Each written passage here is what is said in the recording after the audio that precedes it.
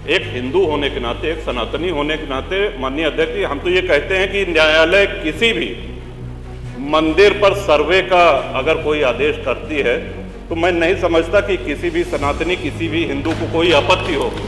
हमने किसी के धर्मस्थल तोड़ के अपने धर्मस्थल नहीं बनाए। विधानसभाओं में मुस्लिम मतदाता की संख्या हिंदू से कम है, क्या वो लूट करके विधायक बन के आते हैं?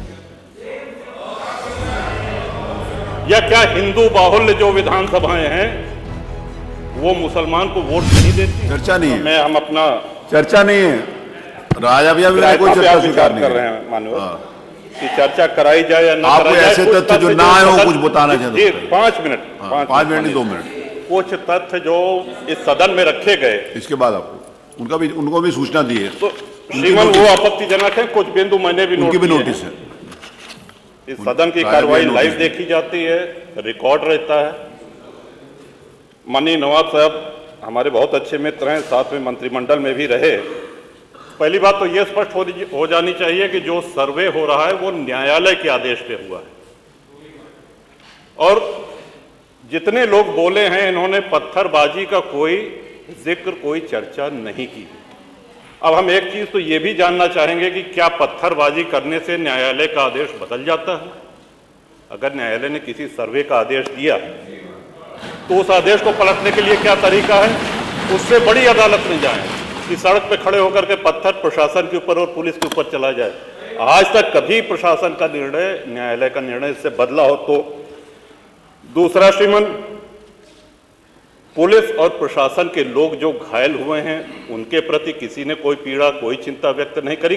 बहुत गंभीर मामला है ये। ठीक उसी तरह है जैसे बहराइच में 22 साल का एक नौजवान राम गोपाल मिश्र, 4 महीने पहले शादी हुई थी, उसकी हत्या कर दी गई। इतनी निर्मम हत्या करी गई, इतनी गोलियां शरीर में मारी गई, हाथ के नाखून भी निकाल लिए गए।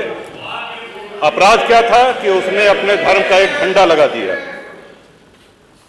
श्रीमान, इसी चर्चा में एक बड़ा रोचक तथ्य सामने आया। माननीय नवाब साहब ने कहा कि कुंदरकी में लूट हुई है, लूट करके, वोट लूट करके ये विधायक बन गए हैं। वरना कुंदरकी में 65% मुसलमान हैं, 35% हिंदू हैं, तो रामवीर सिंह कैसे जीत जाता? ये कार्रवाई में है हमारा।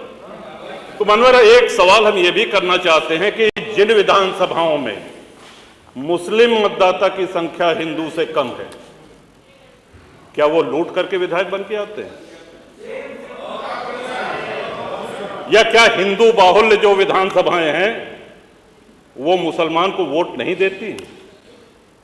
इस हिसाब से तो यही लगता है कि सबसे बड़ा आश्चर्य धरती का यही हो गया कि जब 65% मुस्लिम है तो हिंदू कैसे जीत गया? आज पहला दिन है इन लोगों का सदन में। हमने अनुरोध किया था जो नए सदस्य जीत के आए हैं कम से कम परिचय करा दें, हम लोग भी पहचान लें। हमारा कोई परिचय नहीं है रामवीर जी से, लेकिन वो निर्वाचित सदस्य हो चुके हैं, सदन के सम्मानित सदस्य हैं, उनका इस तरह से अपमान करना, उनको लुटेरा कहना, ये तो आपत्तिजनक है।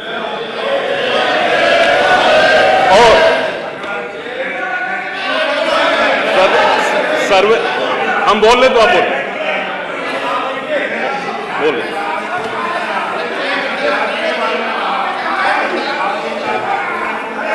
माननीय अध्यक्ष जी, 2 मिनट में अपनी बात 2 मिनट में अपनी बात समाप्त कर रहा हूं। 2 मिनट में अपनी बात समाप्त कर रहा हूं। हम लोगों ने भी बड़े धैर्य से सुना। तो इस सदन का एक क्राइटेरिया, एक मापदंड क्या ये तय मान लिया जाए कि जहां हिंदू अधिक है वहां हिंदू विधायक को ही जीतना चाहिए, मुस्लिम विधायक सिर्फ वहीं से जीतना चाहिए जहां मुस्लिम की आबादी 50% से अधिक है? अगर ऐसा नहीं हुआ तो ये मान लिया जाए कि वोटों की लूट हो रही है, या विधायक लुटेरा बन के वोट को लूट करके जीत करके आया है, बेईमानी से आया है। तो श्रीमान, ये तो इन शब्दों को कार्रवाई से हटाया जाना चाहिए। ये सदन के विधायक का अपमान है। और एक बात और कही गई कि सर्वे शांतिपूर्ण चल रहा था। एक हिंदू होने के नाते, एक सनातनी होने के नाते माननीय अध्यक्ष जी, हम तो ये कहते हैं कि न्यायालय किसी भी मंदिर पर सर्वे का अगर कोई आदेश करती है तो मैं नहीं समझता कि किसी भी सनातनी, किसी भी हिंदू को कोई आपत्ति होगी। हमने किसी के धर्मस्थल तोड़ के अपने धर्मस्थल नहीं बनाए। करें जहां करना हो सर्वे करें, हम कभी गुम्मा अद्धा नहीं चलाएंगे, हम पत्थरबाजी, हम न्यायालय के निर्णय का सम्मान करेंगे।